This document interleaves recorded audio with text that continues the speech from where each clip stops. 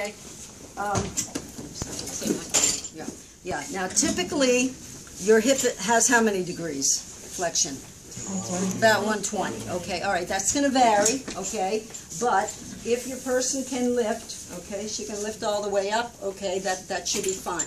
Now, some people might have a large abdomen or something else, and maybe they can't, or if they're weak. Okay. But if they can lift it this high, go ahead, brace yourself. Okay, she can lift it up high.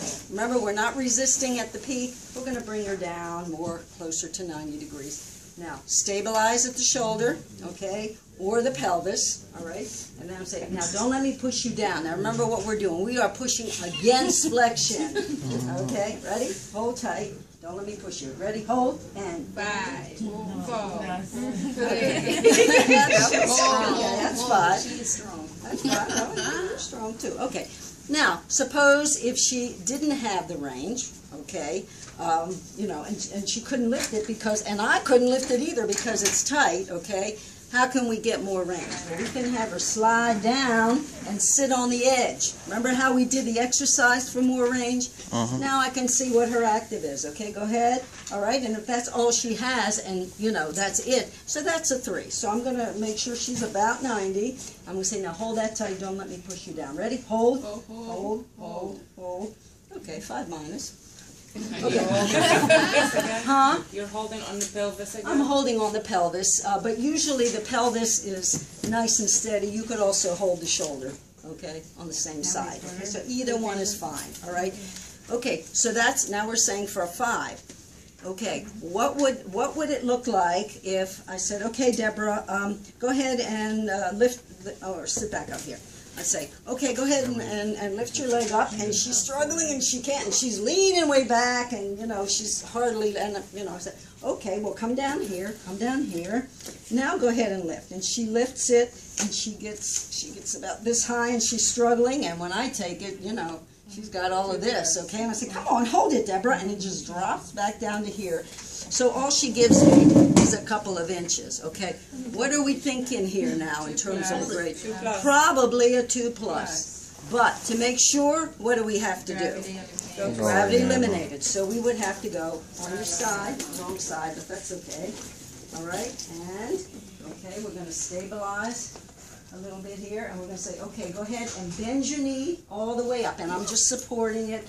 So we know we have a 2, okay? And then I'm going to say, okay, go ahead and try that again. Bring it up, and I'm giving her a little bit of resistance, and she's giving it to me. So then I could substantiate that it's a 2+. The resistance is, are you giving it the resistance at the knee? I'm giving it here, not here. I'm giving it here, okay? Just like with the shoulder. Remember, we're giving it here, we're not giving it here, okay? All right, now sit up again, and suppose instead of lifting it up, come back down. Instead of lifting it up just that small amount, she lifted it up and she got to about there, and then she starts substituting, okay? If it's half or more, then we can say it's what? 3-, and we don't have to put her down because she's going most of the way. Okay, and that can be typical for hip flexion. Okay, flexion, abduction, okay? Against gravity, so she's going to be what? Sideline.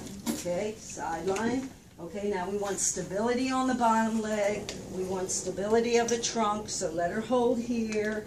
Let her put that leg under here. And the key here is to make sure that we get abduction in a straight line, not abduction coming forward or rolling back. Okay, so you will need to hold that pelvis. Hold that pelvis. Okay, now let me see you bring that leg up sideways. Okay, all right, now most people aren't going to have this much, but she does. All right, but just make sure you're not getting the flexion. Okay, so she's going to lift all the way up, drop it down a little bit, right about here. Now hold tight and don't let me push you down. Ready? Hold, hold, hold, hold. Good. All right, that's a 5. That's a 5. And again, I'm pushing here, pushing around the knee, as opposed to all the way down. Okay, so now we can do extension. So we're just going to flip prone. Okay, we can do prone. Make sure she gets down nice and flat. All right, now we do want the knee straight if we are doing the group test, which means not only glute maximus, but the hamstrings. They're strong extensors, okay? So we want to do the knee straight. Okay, can you lift your leg up like this. Okay, now here's what we want to avoid her doing this, okay? So I'm going to hold that down. Okay, go ahead and lift that up again. All right, so she has a decent amount, and this is all the way. I'm going to say lower it down just slightly. Okay, hold it there for me. Ready? Don't let me push you down. And hold, 2, 3. Okay, so 5 minus. Okay, now 5 minus. Yeah. Okay, now if we want to isolate the gluteus maximus, okay, what should we do with the hamstrings? In what position would the hamstrings not be able to hold as much? Active insufficiency. Flexion, okay? So we're going to flex the hamstring, flex the knee. Now say, let's do extension. Okay, ready? Keep that knee flexed and lift it up.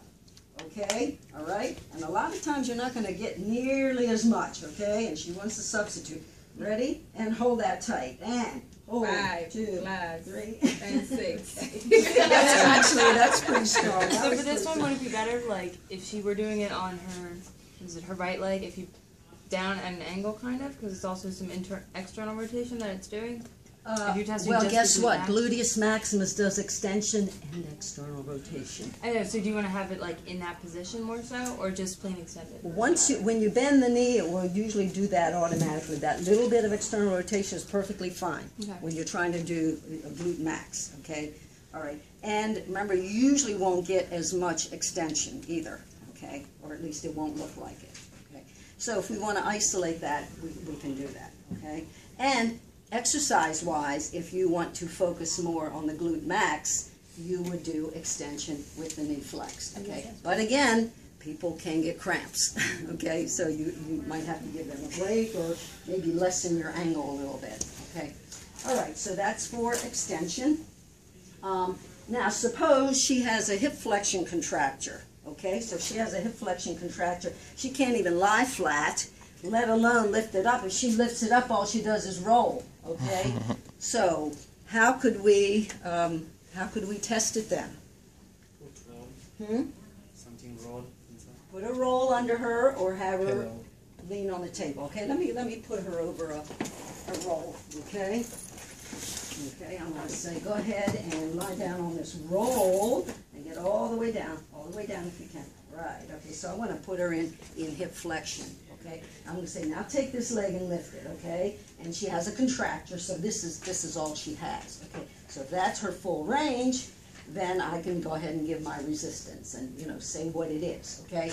But if she cannot get full range, okay, and this is all she can get, okay, then I'm going to have to start thinking, okay, is that a 4 plus or is that a 3 minus? So I'm going to check and see how much she has here, okay, and then if she drops it a little bit, it's going to be a 3 minus, okay?